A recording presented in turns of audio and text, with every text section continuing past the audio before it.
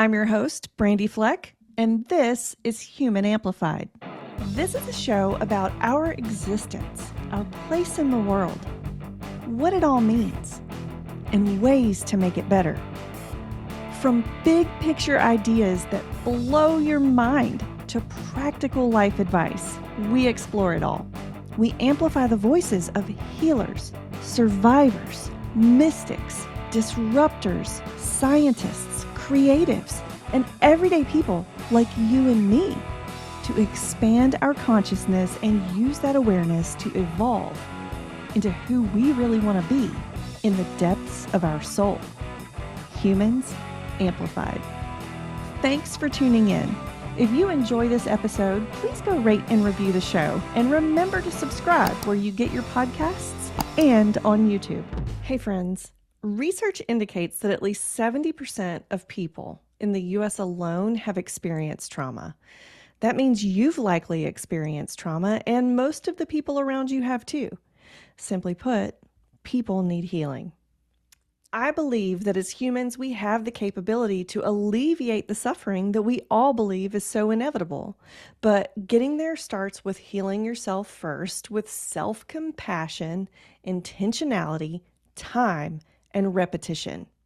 I have a free workshop to help with that. It's called Self-Healing the Root. It's a self-paced online version of some of the foundational work I do with my clients as a trauma-informed certified coach, and that I've also done to heal myself. It's designed to help you recognize and identify your specific nervous system responses and coping mechanisms to stressors. Then we build on that information to figure out the best ways you can regulate your specific nervous system responses when triggered. Then we create a plan that will help you integrate through action what you want for yourself instead. Healing these trauma responses can help you show up in the world more fully as who you really are. I want you to love who you are.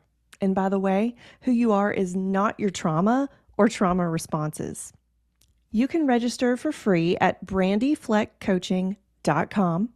Look for the free workshop option at the very top menu on the website. I'll put that link in the show notes if you're listening to the audio, or in the description of the video if you're watching on YouTube. But listen, this workshop is better suited for some than others depending on where you're at in your trauma healing journey. Be sure to read the guidelines on the sign-up page before you register to help you decide if this workshop is for you. And if it is, I can't wait to see you there.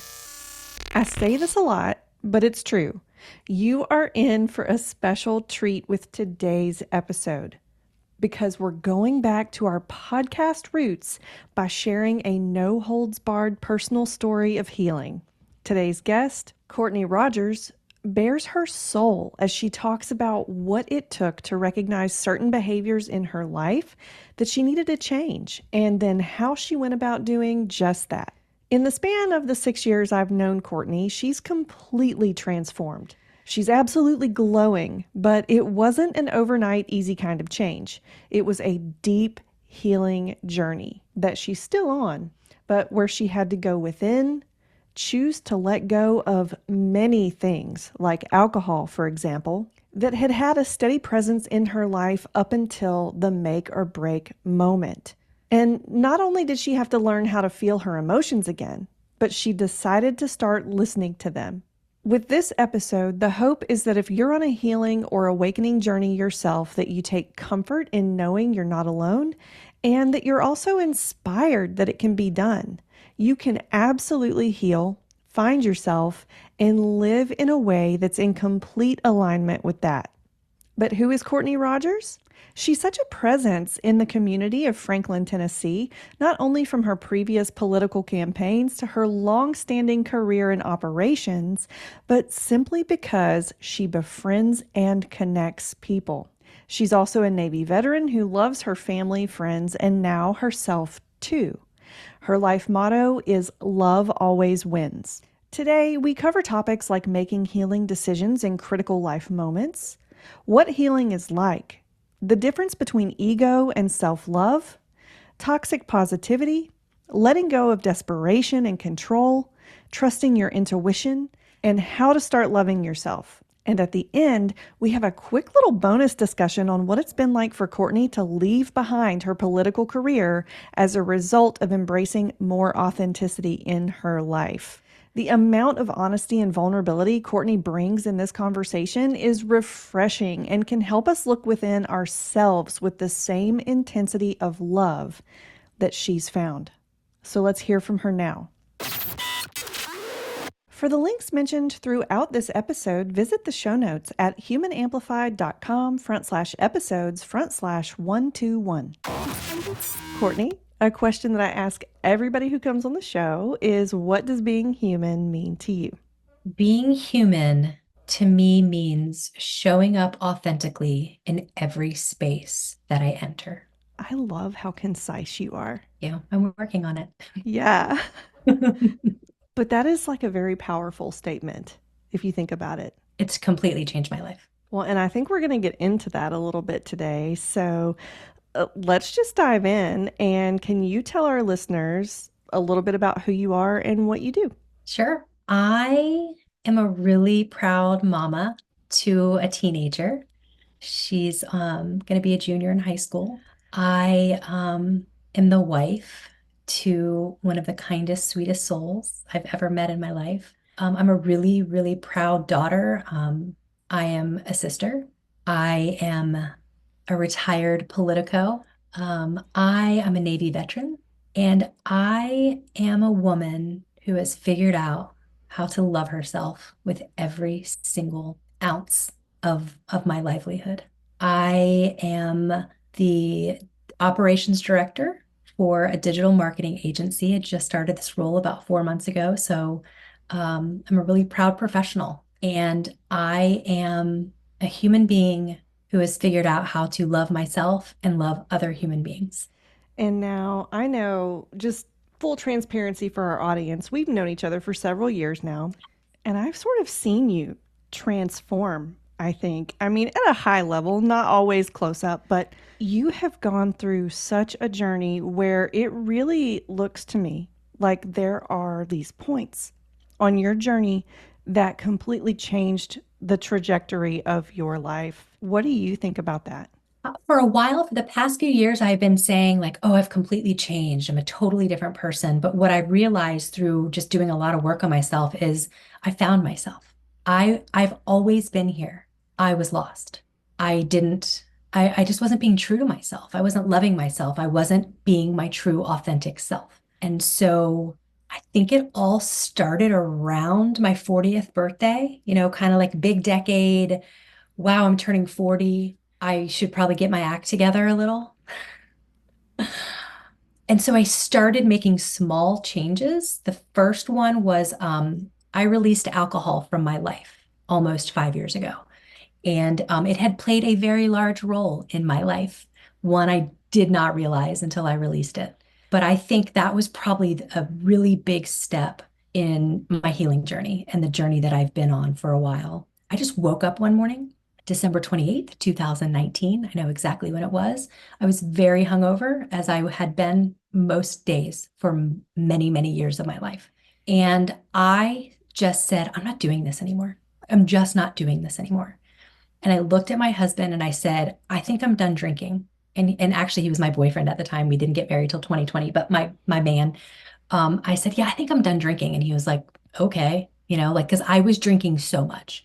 And I quit drinking that day. I've never craved alcohol. I could be at a party, people can come to my house. We have alcohol here. It doesn't bother me at all. My husband still has a beer every once in a while.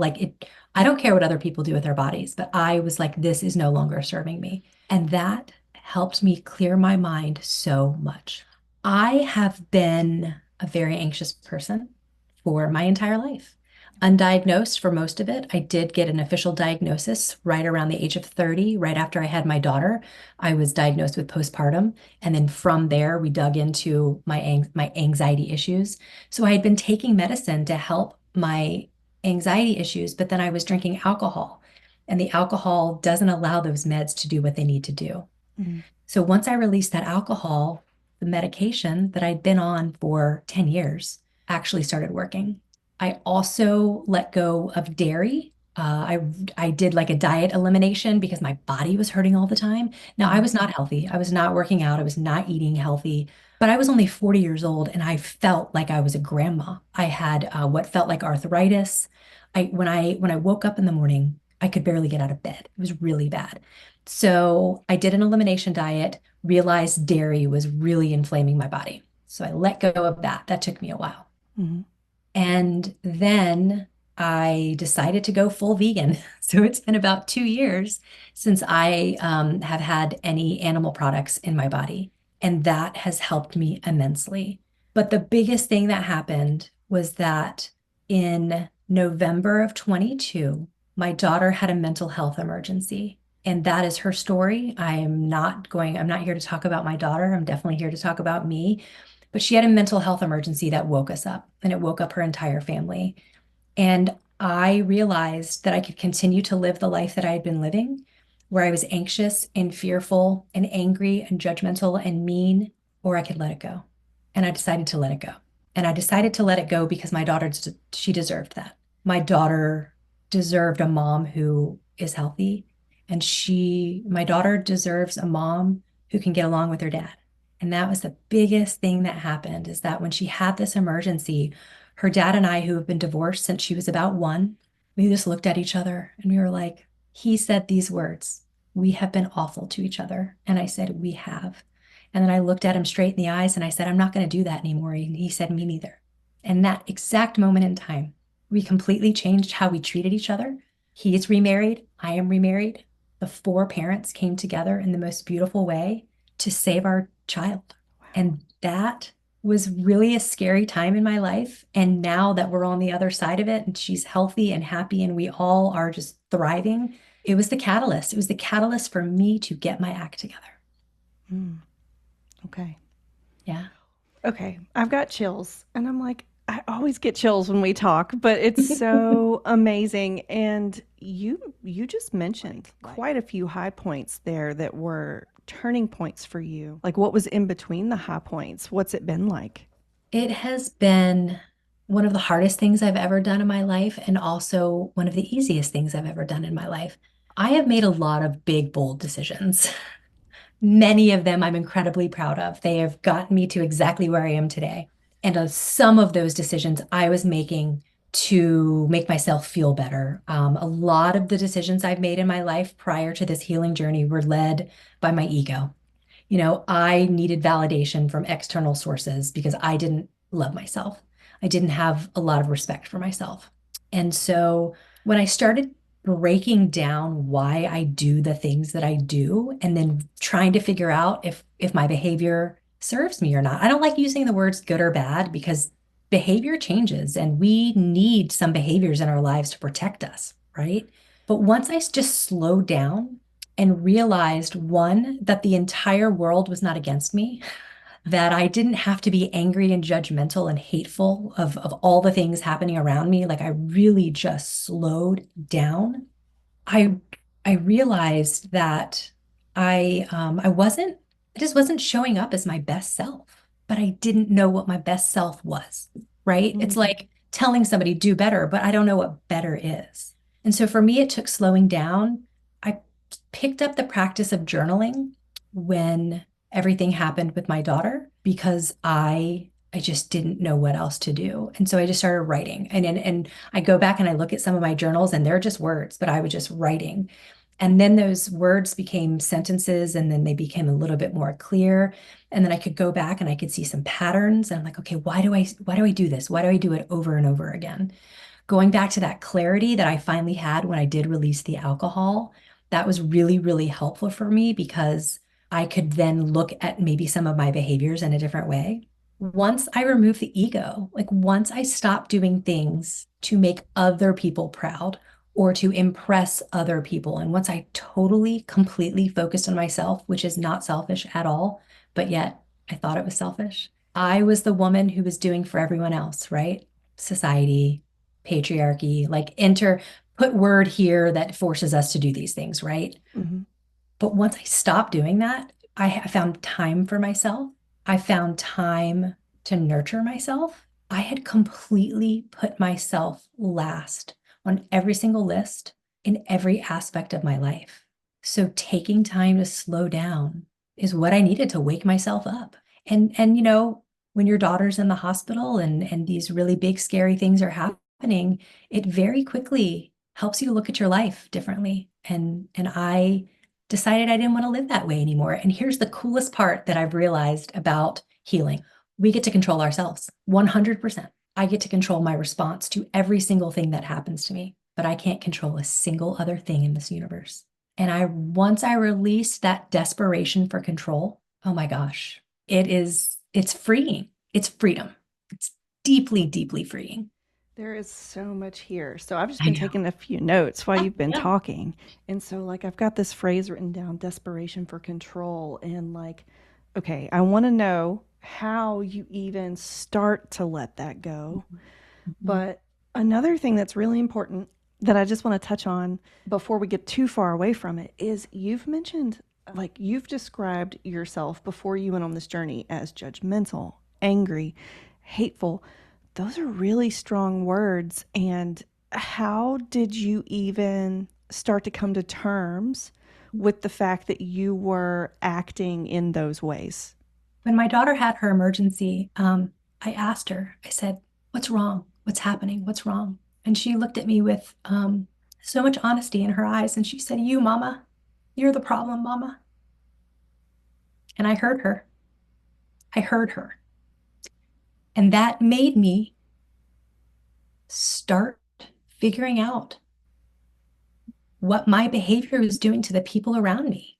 It's like you can't solve a problem until you know you have one. And that was just the biggest gift to me was having my, at the time, 15-year-old daughter call me out. And rather than, lashing back or letting my ego go, what are you talking about? And continuing down that path of protecting myself, I just took a deep breath and I was like, okay, she's right. And then I decided to dig deeper into my therapy. I mean, I have been in therapy for a very long time. I feel very grateful that I've had access to those resources. Oh, I started asking for so much help from my friends and my family.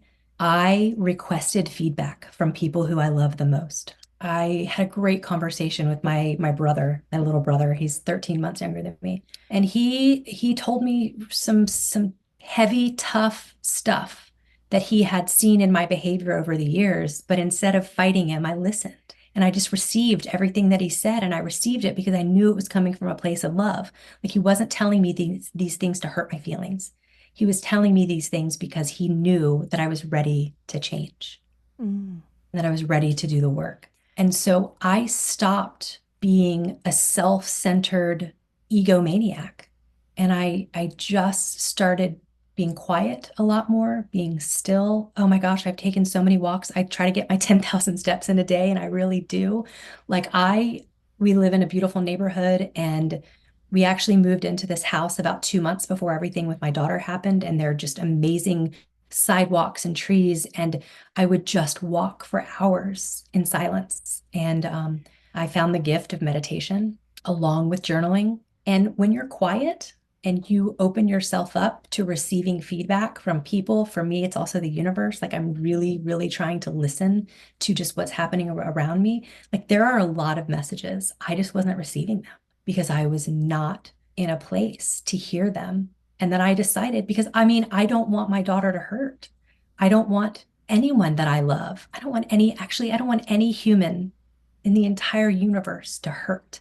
Because when we are hurting, we hurt other people. But when we heal ourselves and we give up the control and the ego and the desperation for knowing what's around the corner, like when we give that up and we just live our lives in the present every day, that's when the magic happens. That's truly, truly when the magic happens.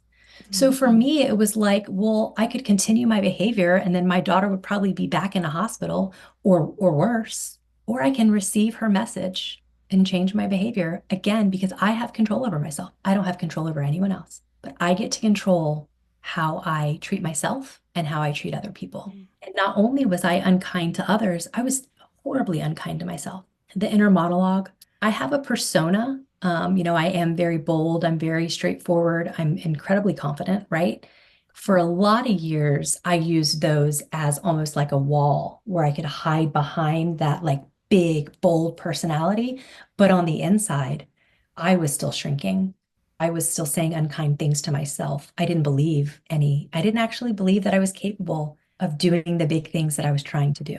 And now I know how special I am, and I know how powerful I am. And I know that when I make decisions, I'm making them out of love. And I feel deeply that as long as you love yourself and as long as you love other humans, you're going to mess up. Like we're human beings. We're going to mess up. We're going to make a lot of mistakes, but the intention behind it is so much kinder and so much more powerful, and it's incredibly healing.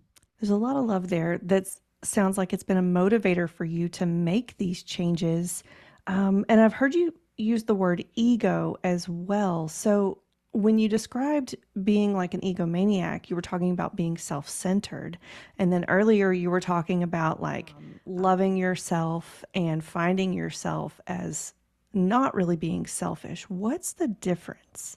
I think it maybe comes down to motivation. Like, why am I doing these things? And I think the ego can protect us, and it does protect us. And there, let me tell you, there's a time and a place to like let it come out, kind of put on your maybe your armor a little bit. Like it does point to us like, okay, this is a scary thing that you're trying to do. Tread carefully, right? Like I'm not saying that there's not a place for that in our lives, but for me, I didn't even know who I was. All I knew was this facade that I thought I was pretty good at portraying. And I mean, I guess it worked for a while until it didn't, right? Hmm. I think it really comes down to the motivation behind why we do what it is we do. Like, are we trying to get somebody to do something because we love them and because it's helpful and beneficial and it will serve them? Or are we trying to get somebody to do something because it serves us? And so once I stopped putting myself in the position of trying to get everybody else to do what I wanted them to, and I just focused on myself, so much changed in my life. So much changed.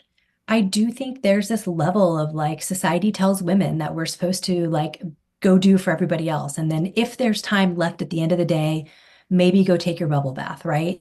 But Hmm. even then, make sure your kids are fed and the laundry's done and all that stuff before you go take care of yourself. I used to think of those things like baths or walks or time as a luxury. And what I learned very quickly when I was in this state of fear. I mean, I was very scared when things with my daughter, when that was going on, unknown. I mean, just constantly not knowing what that day is going to bring. I figured out that those beautiful times that I spent with myself, caring for myself, is how I could figure out why I was behaving the way I was behaving. I would have these massive epiphanies. I would journal or I would meditate or I'd be on a long walk and I would just be thinking about things and I'd go, oh my gosh, that's why I'm behaving that way. Or this is why I felt this way because I was letting myself have the time I needed to process big stuff. And I mean, I'm processing big stuff that goes back to childhood because Okay. we've all been children, we're all human beings, and things that happen to us as kids deeply impact us over the rest of our lives. But I wasn't allowing myself that space and time, one, to feel my feelings. Oh my gosh, I don't think I cried at all in years. Like I was numb. I was completely numb. Some of it was the anxiety medicine that I was on. I think I Okay. needed to be numb to maybe get through some of that stuff. Hmm. I will say another thing that I have released is I don't take medication anymore. That serves me. I also know that medication is very important and powerful for people who need it. And I say, if tomorrow my doctor said, I think you might need to go back on this, like I would. So I'm not in any way saying like, oh, meds are bad. I just have the tools now in my toolkit where I don't need the meds. But I was feeling numb for so long that I just hadn't felt my feelings. Like I didn't know that I had emotions. And now I cry all the time. It's amazing. Like I will see a commercial or I'll hear something or just a friend will send me a text or I'll just think of something and I cry. And I cry because I'm happy and I cry because I'm sad and I cry like we are beings that are supposed to feel our feelings. And I push them so deep down inside. But now that I'm like, oh, this is what it feels like to feel that, like our emotions are there to protect us. Like we have them for a reason. And Mm. now I listen to them. I love crying. I mean, it's kind of become a joke in my family. They're like, oh, I just will start to say something and I'll get like emotional about it. And everyone's like, here she goes again. But I'm not ashamed of it at all. I love it. I love these feelings. Yeah. I've gotten emotional at work before, not in a, actually, I'm not even going to justify it because we're humans and we can get emotional whenever we want to. But I've had very meaningful conversations with coworkers where I've gotten teary-eyed or I've gotten emotional, and it makes a difference because they see me as a human and I see them as a human.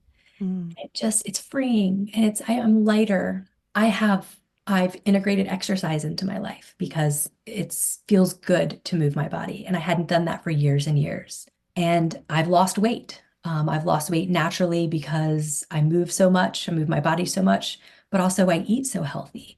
And now that I know what it feels like to be in this like healthy, strong body with emotions that are guiding me, it's just life changing. It's life changing. And I'm like, oh, this is how it's supposed to be. This is me. I've Yeah. just been hiding. I was hiding. I was hiding for a really, really long time. And then I found myself. What were you hiding from? Oh, that's such a great question. I was hiding from not being perfect. I was hiding from my failures. I was hiding from shame. I was hiding from this expectation that I made up. No one did it. I did it. I made it up. This expectation of how I was supposed to be. I'm this age. I should be doing this. I'm supposed to have this. I was hiding from a really bad divorce and the fallout that came from that. I was hiding from desperately wanting to partner. I wasn't comfortable being by myself. I Mm. would go from, boyfriend to boyfriend. I just always felt like I had to have somebody to validate me. So external validation is probably something else I was hiding from. I was hiding from happiness. It was almost like I've done a lot of work around self-worth and worthiness.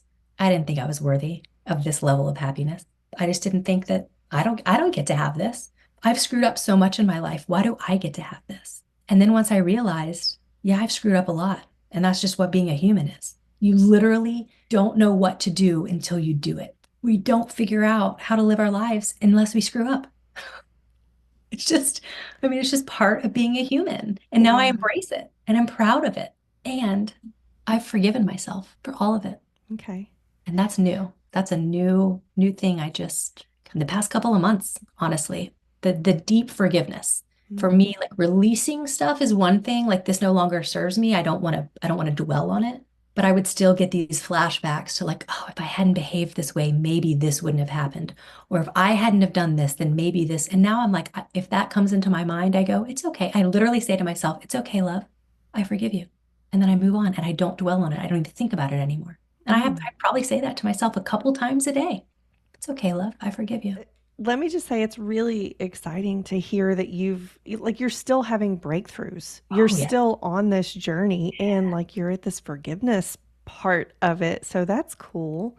Do you feel like this sort of coming home to yourself or finding yourself or maybe just unhiding or unmasking, however you want to put it, will be a lifelong journey? Totally. I hope to heal until the day I die. I have slowed down. So I read something about toxic positivity that I did not know was a thing. But after I read this post, think it was a blog post. I was like, oh, I'm borderline. Like I'm getting there where everything I was like a little too Pollyanna, like maybe too many rainbows and unicorns, which I mean, I don't know. Is there such thing as too many rainbows and unicorns? But we can push ourselves through the healing into this toxic positivity where we think everything has to be perfect all the time. And so I've backed off from that. And what I do, I'm just really focused on being present Mm. and with that presence practice, I want to be present every single moment for the rest of my life. So I see that as I am healing in every single moment for the rest of my life. But I don't need to constantly be journaling about it. Or maybe it's okay to take a break from meditation or hey, miss the gym for a couple of days. Like my personality is that I can take everything to the extreme, including my healing. So now I have found a balance where to me, I want to get my journaling in every day. I love starting my day with a meditation. I love starting my day with a walk. Most of the time it happens. And if it doesn't, Not a big deal at all. And I do not keep tabs. And for a while, I was keeping tabs. I was like, oh, I didn't do my 7 things today that are going to help on my healing journey. Now I'm like, hey, I got up. I'm awake. I ate healthy. I nourished my body. And I did make it to the gym and not a big deal at all. Okay. Let's go back to the desperation for control. Mm. And for some reason, this is connecting in my mind to forgiveness. I don't know if it's that way for you. Maybe this will come out in your answer, but um, what goes in to letting go of that desperation for control? This is probably the hardest thing that I've had to release. For me, I've gone back and figured out where it came from. So the only way I can truly let something go is to figure out the why. That's just my brain. I'm the eldest daughter, and my dad was in the military my whole life, and he was gone a lot. And I always had this fear because remember, there were no cell phones, there was no email. There was like now my daughter's father is also in the military, and when he's gone, she gets to talk to him all the time. I'm so grateful for technology because when I was a little girl, I was so scared. I was so scared that my dad was going to die or he was never going to come home.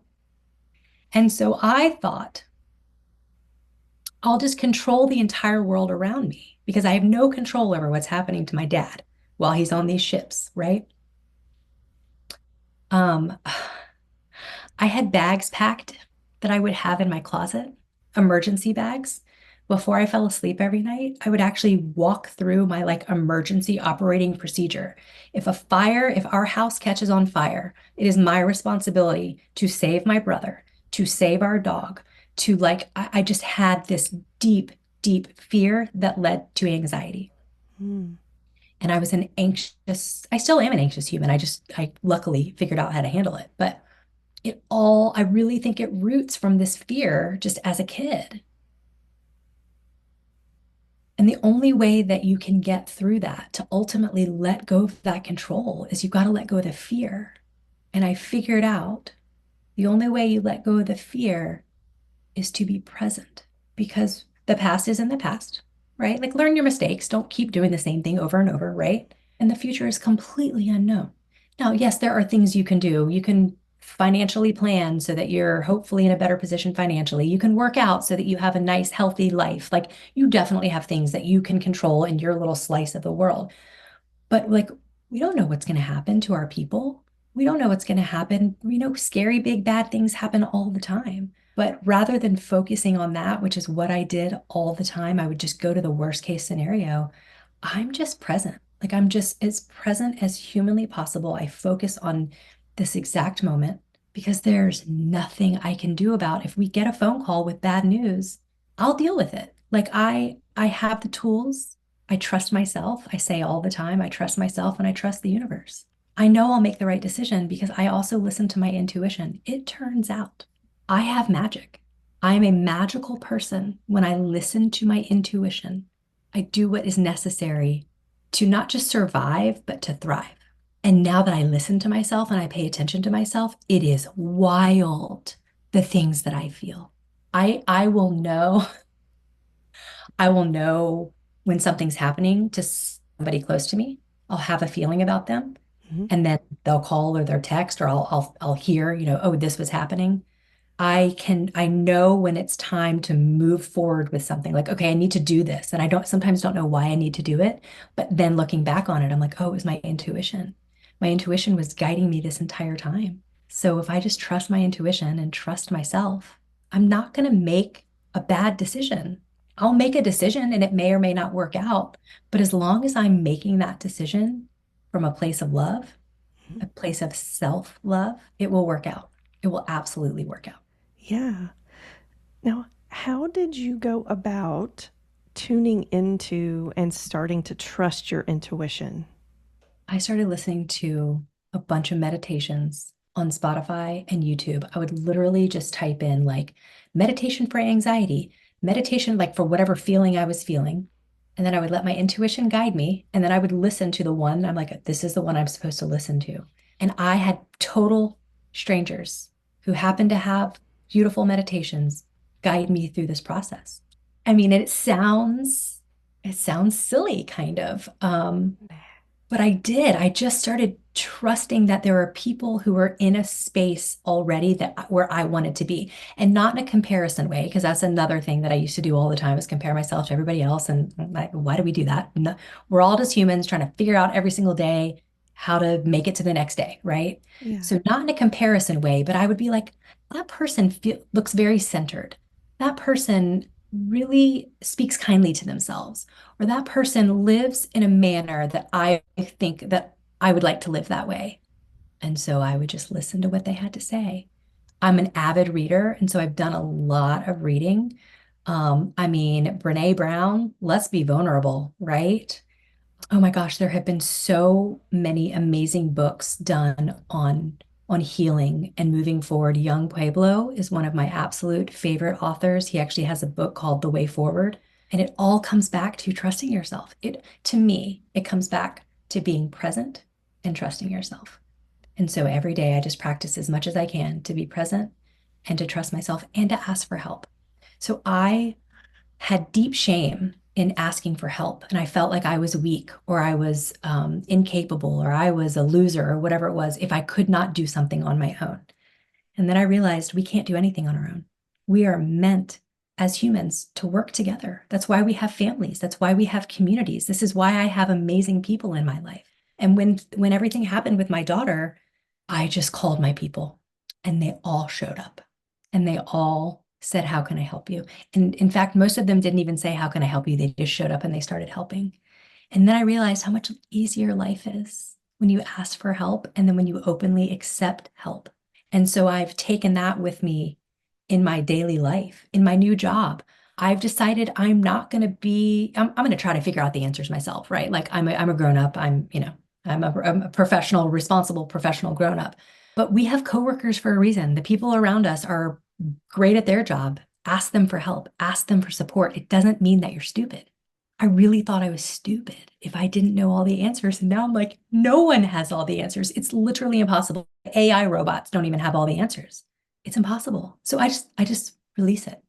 The idea of perfection is now foreign to me. It does not exist. And I love asking people for help. It's really powerful. Yeah. Yeah. And you hear so many people. Well, I think I do. Like a lot of my clients have trouble asking for help. And it sounds like, based on what you've been saying, that it's all tied to fear. Like all not asking for help, feeling shame, feeling like you're going to look stupid, like all of it. Yeah, fear is one of the. Now, let me say that I did figure out that fear is important. Like, if you go back and look at us through evolution, like, fear is what tells us to run when an animal is going to chase you when you are out hunting for your food, right? Hmm. Hmm. Fear serves a purpose when we listen to it and from an intuitive perspective. But to just walk through life like being afraid of everything makes you miserable. I was a miserable human being because I was afraid of everything, because Mm, I didn't trust myself. And I didn't trust myself because I didn't love myself. mm, okay. So the more you started to love yourself, the more your trust grew. Totally. Okay. Totally. Because I love myself so much. So of course I trust myself. And I trust myself to ask the right questions. Again, I'm not saying I do it all on my own. I don't trust myself and I do it myself. I trust myself to go, "Oh, I need support in this area. Let me ask my husband. Let me ask a friend. Let me ask a professional." So to me, yes, it was very much that fully falling in love with myself led to me being able to trust myself. That's amazing. And let me just say, I have never heard anybody describe it that way. So Really? I think it's really important for our listeners to take that away, is that the more self-love you can foster, the more trust you can foster. What does it mean to you to trust yourself? When I trust myself, I know no matter what decision I make, I know it's going to lead me in the right direction. I may fail. I might make a decision that leads to failure, but that failure is going to teach me a lesson. And then I'm going to figure out how to do it differently next time. Or I'm going to trust myself to make the decision And then that decision is going to open another door or move me in a forward momentum. I hear my intuition tell me what I need to do. And it turns out my intuition has she's a woman. I think I correlate a lot of my intuition also with Mother Nature. I kind of like Mother Nature is kind of my spiritual guide. Turns out the universe, Mother Nature, me, my intuition, has been talking to me my entire life. I just wasn't listening. Now I'm listening. And because I trust myself to make a decision. Either way, it's going to work out. It's totally going to work out. And not in a Pollyanna, like, oh my gosh, everything's perfect. Like life is tough, right? We're human beings living on a planet. There are tough things about life in general. So I'm not sitting here saying like, oh, just trust yourself and everything's perfect and you get everything you want all the time. Sure. And I kind of am saying that because when you trust yourself and you're making those decisions from a deep, loving, trusting place, it's going to work out. Mm. And that's the part that's what helped me release my anxiety. So I would just be so anxious about what about this and what about this? And then this could happen and then this, and like all of those things could happen, but they probably won't. And as long as it came from my gut and I listened to her, it's totally going to work out. Now it's funny because I'm looking at the time and I'm like, I was going to ask you about your childhood and all of these things, but at this point, I don't feel like it's that important. Yeah. So just really quickly, Yeah. though, is it safe to say you had a very loving Yeah. childhood? I really did. I have Yeah. the best family. I mean, all families are weird. And I had the best family. Yeah. My family loves deeply. You know, my parents did the absolute best they could with the tools that they had. And I am doing the absolute best I can as a parent with the tools that I have. Hmm. And once I kind of framed life that way, like I am very aware of how difficult it was to be a woman my mother's age and to be a woman my grandmother's age and my great grandmother's age. Like I cannot imagine what it was to walk through this life as a woman in the 50s, right? Like it's tough for a woman in 2024. Hmm. It's a lot easier because of the women who came before us and did incredible work to get us what we have. And it is still tough to be a woman. I think I used to maybe have, I did not think I did. I had some judgment. Like, how could you possibly fill in the blank? Well, the reason is because that's literally the only choice that they had. And so I know that my family is full of love. My family, we are really great at unlearning. I'm so proud of our family because we have gone down a path and I've gone down different paths from things that I used to believe, groups that I used to be a part of. I mean, I would pick something and I would cling on to it really hard and I would go 100% in. And then I've realized that all of that stuff that I learned, I can actually unlearn too. And different members of my family, we've all kind of guided ourselves through these learnings and these unlearnings. And to me, that's probably one of the most powerful things is like if you can learn it, you can unlearn it. Okay. And we're proof. Our family is proof that when you take time and you do the work, that it really can matter. So it's interesting because even if you have a loving childhood, there are still factors and things that play in that would imprint you in a way that you still need a healing or self discovery. Would you say that's true? Oh, absolutely. I just think it goes back to we're all human beings. There is no book. I mean, there's a lot of books out there, but they're based on different perspectives. Mhm. We are all our own people. We all have our own lived experience. So the way you walk through this world is very different from how I walk through this world. And so how can I possibly think that you're going to understand things the way that I do and vice versa? Yeah.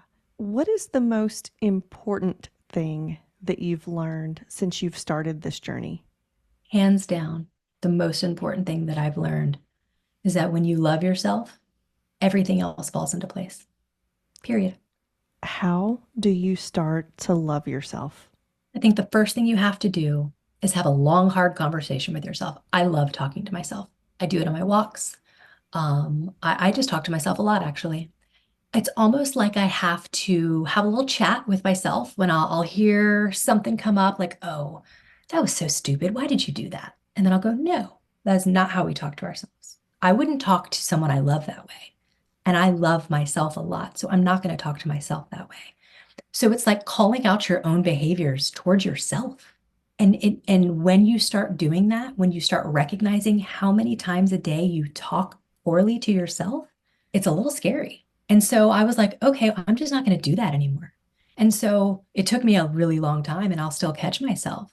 But you have to be in a space to where you are going to be able to receive your own feedback. So I think there's a deep level of self-awareness, but you have to want to be self-aware. For me, I had to be ready to receive feedback, not just from my people, but also from myself. Okay. And all feedback is an opportunity to improve, right? Now, sometimes somebody could be really, really mean to you, and that's not feedback. That's just someone being unkind. And oh, I could have a whole podcast on boundaries. So boundaries have played a huge role in my healing, a massive role in my healing. To know that, hey, this is my boundary and it's not your boundary. And this actually has nothing to do with you and everything to do with me. But once I put boundaries and not walls, I used to put walls up. And there's a big difference, I think, between walls and boundaries. Hmm. Boundaries are protecting me, walls were hiding me. But once I've got those boundaries up, so I feel safe, I'm like, I'm in a safe space. Once I stopped talking unkindly to myself and realized that I am such a special person, what that helped me realize is that every human is special. Every single human is special. And I stopped othering. I stopped putting people in boxes. I stopped expecting people to believe the same thing that I believe just because that's what I believe. And I just fully accept people exactly as they are. Now, if you are racist, if you are blatantly mean, if you are abusing another human being, like I will be the first person to call it out and probably put my body in front of, like, in no way am I saying that I allow people to be hateful and unkind. But in your general just life, walking through life, let that stuff roll off your back. Like just let it go. But it's self-awareness. Like you gotta be ready to do the work. And I just was not ready. Like it clearly took something really, really big happening in my life to thrust me into this. And my hope is that people don't have to have something bad happen to them to get to a place where they want to love themselves. Like, how cool would it be if we all knew that it was safe and beautiful to fall in love with yourself Yeah. at a very young age and not feel ashamed, not feel guilty? I think the guilt for a lot of it was like, oh, if I'm giving myself this time, I feel guilty because I'm not giving it to other people. I Hmm. don't feel one bit guilty. And the coolest part is the people around me, they don't think I'm being a jerk or selfish either. They're like, good for you. In fact, I'm inspiring. My husband eats mostly vegan now. We go to the gym, like yeah, like we work out together all the time. He says to his friends, yeah, I'm watching Courtney and I'm seeing all this work that she's doing on herself and I'm realizing I could do a little more of this or I could do less of that. And it's really cool. It's really beautiful to see people be inspired.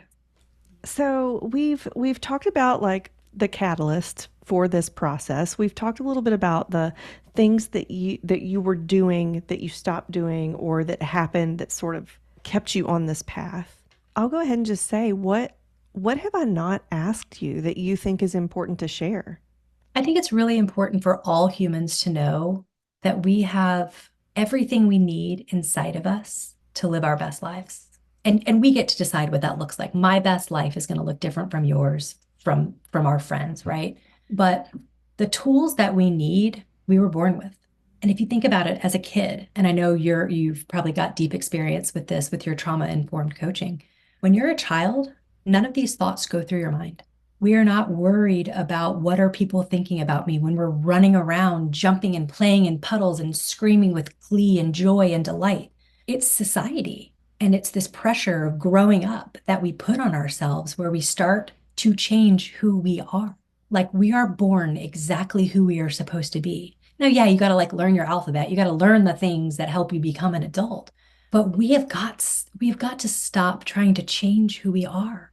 And this is tough, especially in the day of social media and the day of, everyone looks a certain way on Instagram and all of that stuff.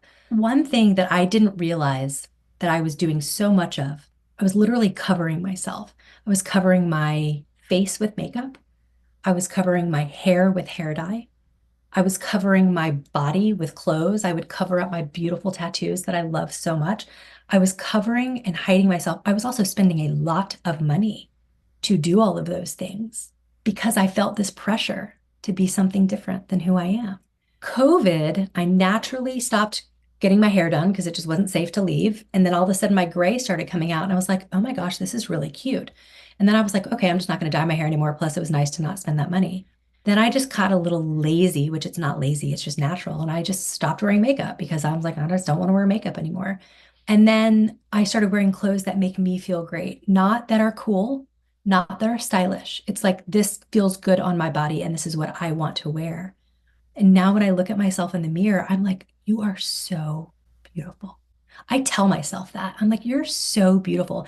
And it's not in a bragging way. It's not like I think I'm hotter than someone else. Like I'm not comparing myself to anyone. Yeah. But I look at myself and I see myself, or I'll see a picture of myself and I'm like, God, I'm so beautiful.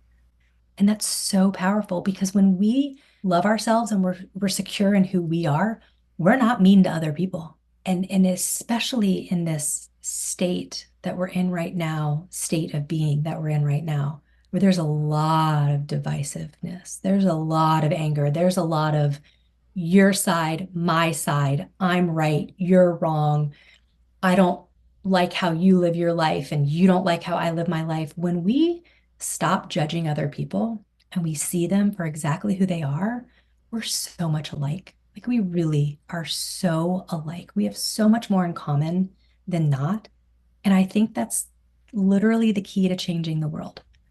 I think that normalizing self-love is the key to changing the world. And I want to be a part of that. That's why I said, Brandy, I want to be on your podcast because I want to share my story. Because we need to hear more people talking about like epic failures and scary stuff. And like, I was a total asshole and now I'm not. Because when we decide to fall madly in love with ourselves, we change the trajectory of our lives and we break generational cycles. I have broken generational cycles in my family.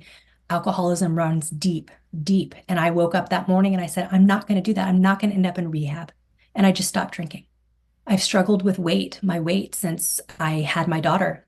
And I just said, I'm not going to struggle anymore. I'm going to be strong and I'm going to be healthy. I don't care what I weigh, but I want to be strong and I want to be healthy. I got back into the gym and I lift weights every day because I want to be a strong woman who, when I am 100 years old, I can still walk the neighborhood and look at the beautiful trees. And I don't want someone to have to be pushing me in a wheelchair, right?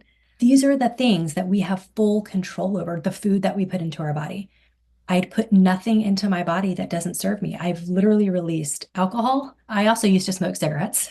So I quit smoking before I quit alcohol. I don't have to take meds anymore for my anxiety. I eat nothing if it's not from a plant. I drink a ton of water. I drink mushroom coffee. And the last vice that I gave up about 3 months ago was sugar. And I don't even eat sugar anymore. Like I actually can't even stomach the idea of processed sugar. It literally makes me sick, but even thinking about it makes me sick. Yeah. So all of these things, my body's been telling me this for so long. Don't eat this, don't drink that. And now I listen to my body and I listen to my intuition, and I'm really healthy and I'm really happy. And I want other people to know, especially women. I want other women to know.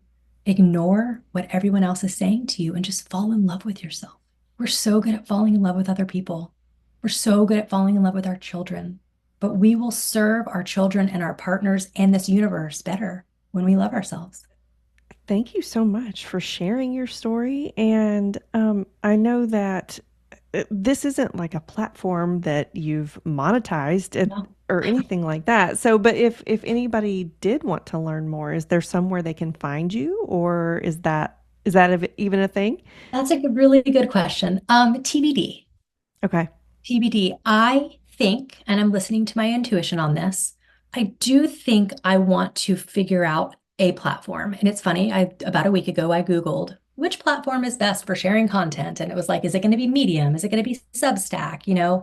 I think it's coming. I have a goal of writing a book and being a published author one day.